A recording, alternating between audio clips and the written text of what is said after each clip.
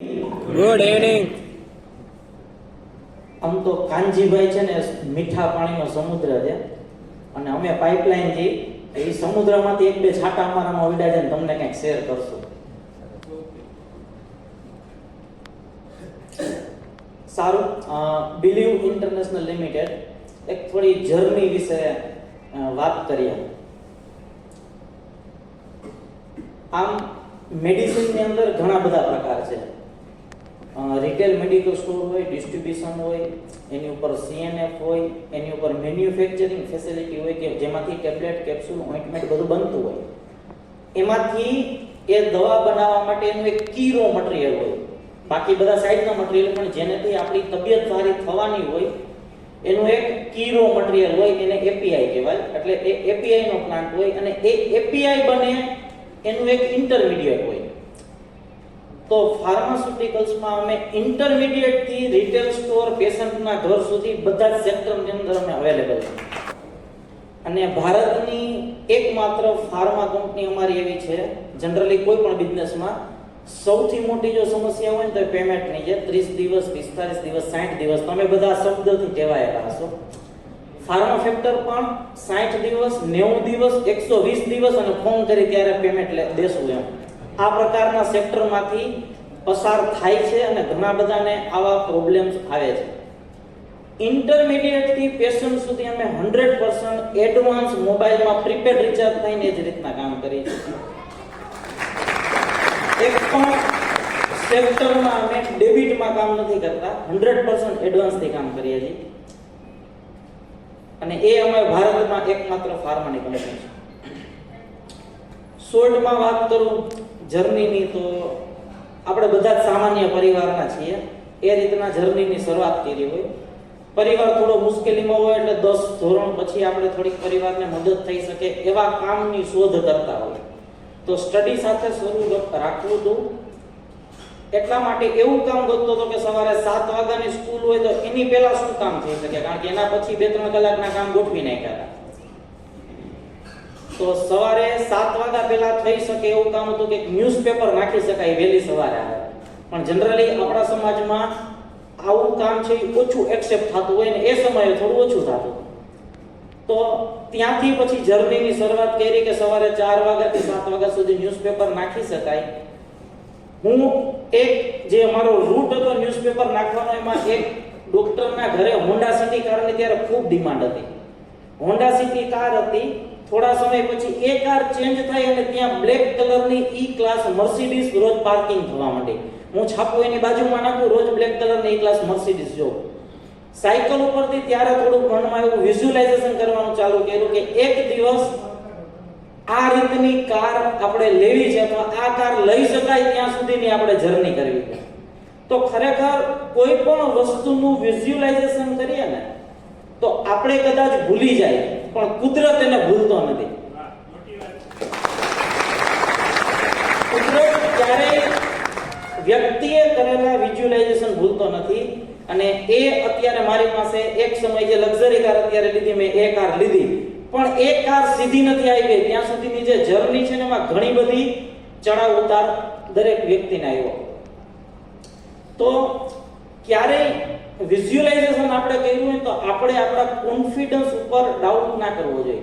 સતત આપણે અમુક સમય, અમુક વર્ષો લાગવાના છે, પણ આપણે આપણા વિઝ્યુલાઇઝેશન ઉપર કન્ટિન્યુ વર્ક કરીએ એટલે જે નક્કી કર્યું છે ને એ આપણને મળે જ છે. દુનિયાનો એક બહુ સીધો નિયમ છે કે જે વસ્તુનું દુનિયામાં નિર્માણ થાય છે એ સૌથી પહેલું નિર્માણ વ્યક્તિના મગજમાં થાય છે, એમાંથી કાગળ ઉપર આવે છે ને પછી જેનું દુનિયામાં સર્જન થાય છે. તો આપણે આપણા બિઝનેસને જો મોટો કરવો હોય તો સૌથી પહેલા સર્જન, તમારે વિઝન મોટું રાખીને મોટું વિચારવું પડશે. એને પછી પેપર ઉપર લો અને પછી એની પાછળ લાગી જાય તો દુનિયાની એવી કોઈ વસ્તુ નથી કે જેને અચીવ ના કરી શકીએ. બીજું કે એક કોમ્પિટિશનની મેં વાત કરી કે મેં 100% એડવાન્સ પેમેન્ટની વાત કરી હતી. તો મેં ઘણી બધા ફેક્ટરમાં જોયું છે, ઘણા બધા નાના બિઝનેસમાં જોયું છે. સૌથી મોટો એક ક્વેશ્ચન હોય તો બધાને એવો હોય છે કે અમારા બિઝનેસની અંદર કોમ્પિટિશન બહુ છે. આના માટે અમે જે એક રસ્તો વિચાર્યો છે એ હું શેર કરું, કદાચ તમને કોઈને કામ આવે. ખરેખર ક્યારેય પ્રોડક્ટની કોમ્પિટિશન હોતી જ નથી કોઈ પણ બિઝનેસમાં. આપણે માત્ર આપણે જે બિઝનેસ કરીએ છીએ એમાં આપણા કોમ્પિટિટર જેને માનીએ છીએ અથવા આપણા જેવી પ્રોડક્ટો જો કોઈ વેચે છે એને માત્ર ક્વોલિટીથી બીટ કરવાના છે. આપણી એક નંબર ક્વોલિટી છે તો દુનિયાના જે લોકોને જરૂરિયાત છે આપણી પાસે આવીને લેશે. તો ક્યારેય બિઝનેસની અંદર કોમ્પિટિશન હોતી નથી. તમને એડવાન્સ પેમેન્ટ આપશે, તમારે ત્યાં લેવા માટે લાઈનમાં ઉભા રહેશે. માત્ર તમારે તમારા જેવી જેટલા પ્રોડક્ટ બનાવે છે એને ક્વોલિટીમાં બીટ કરવાના છે કે તમારી પ્રોડક્ટની ક્વોલિટી અને તમારી પ્રોડક્ટની સર્વિસ એને બીજા કોઈ બીટ ના કરી શકવા જોઈએ.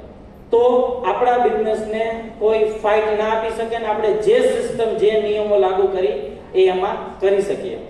બીજું, આપણે જે કાંઈ બિઝનેસ કરતા હોય એમાં એક થોડો ભાવ સેવાનો બી હોવો જોઈએ. અમારું ફિલ્ડ એવું છે એટલે અમે કરી શકીએ છીએ. મને તમારા ફિલ્ડની નથી ખબર. કોવિડ દરમિયાન અમે એક વસ્તુ નક્કી કરી હતી કે ઘણા બધા ફાર્મા સેક્ટરમાં એવા લોકો હતા કે કોવિડ દરમિયાન જેટલા પૈસા કમાઈ શકા એટલા કમાઈ લેવા. અમે કોવિડના ડે 1 નક્કી કર્યું હતું કે કોવિડ રિલેટેડ કોઈ પણ પ્રોડક્ટ વેચીએ એક પણ રૂપિયાનું માર્જિન રાખવાનું નથી થતું. જ્યારે તમે રેમડેસિવિર ઇન્જેક્શનનું બધાએ સાંભળ્યું હશે, જે ફાર્મા ફિલ્ડના નથી એને ખબર પડી ગઈ હતી કે આ ઇન્જેક્શન ઘરમાં બે ફ્રીજમાં મૂકી દેવાય. એટલી કટોકટી હતી.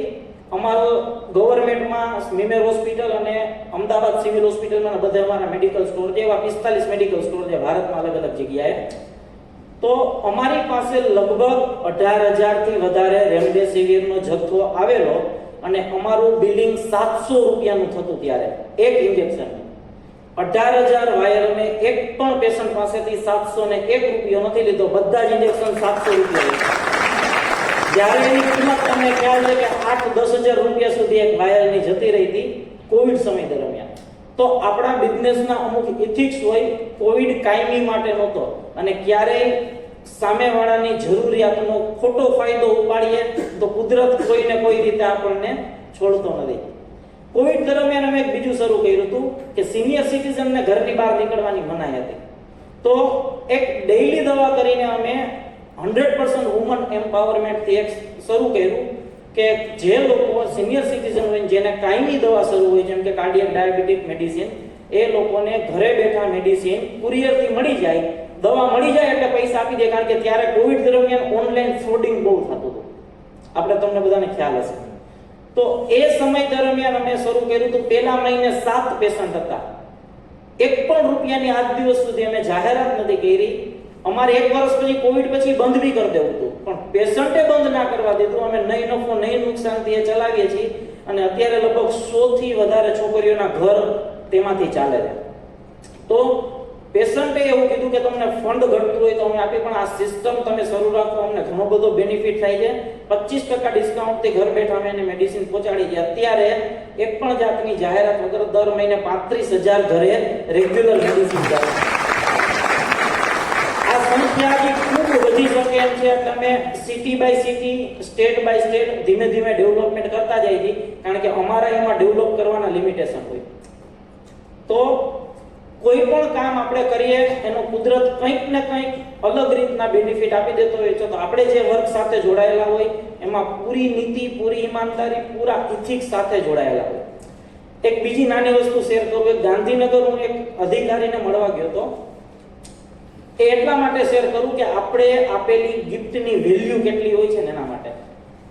આપણે શું કરીએ છીએ કે આપણે કોઈ અધિકારી કે પોલિટિશિયનને મળવા જઈએ ને એટલે આપણા બિઝનેસની ધંધાની કેપેસિટી નાની હોય છતાં આપણે સારામાં સારી ગિફ્ટ લઈ જાય.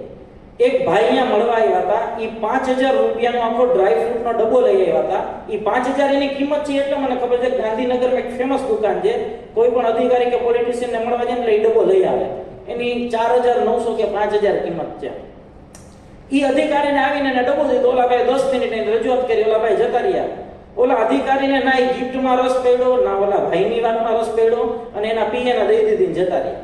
હવે જે ભાઈ મળવા આવ્યા હતા ને એને હું ઓળખવું જોઈએ. રાજકોટના હતા, નાના બિઝનેસ, નાનું એવું એનો બિઝનેસ ચલાવે છે. એના માટે 5,000 રૂપિયા મોટી વસ્તુ હતી. તો હંમેશા આપણા બિઝનેસની અંદર જેટલા એક્સપેન્સ થતા હોય ને એ એવી જગ્યાએ ક્યાંય ન કરવા જોઈએ કે જેની વેલ્યુ નથી થવાની. એની બદલે અમે ઈ સિસ્ટમ ચાલુ કરી કે જે કરવું હોય ને એ આપણા સ્ટાફની પાછળ કરો, કારણ કે આપણા એન્ડ ધી એન્ડ કમાઈને લોકો દેવાના છે. તો અમે આજની તારીખે અમારે દિવાળીની ગિફ્ટ બને તો અમારા ક્લિનિંગ વાળા હોય, કોઈ પણ મેનેજર લેવલનો સ્ટાફ હોય કે કોઈ કમિશનરને કે કદાચ સીએમ ને ગિફ્ટ જવાની હોય, એ બધાની પહેલેથી છેલ્લે સુધી સરખી જોઈએ. તો જ્યાં આપણી વસ્તુનો ખર્ચો કરીએ છીએ એની વેલ્યુ થવાની હોય એવી જગ્યાએ જો ઇન્વેસ્ટ કરીએ ને તો ભવિષ્યમાં એનું રિવોર્ડ આવવાનું છે, અને ઓલું એના પીએ ને અથવા તો ડસ્ટબિનમાં જવાનું છે.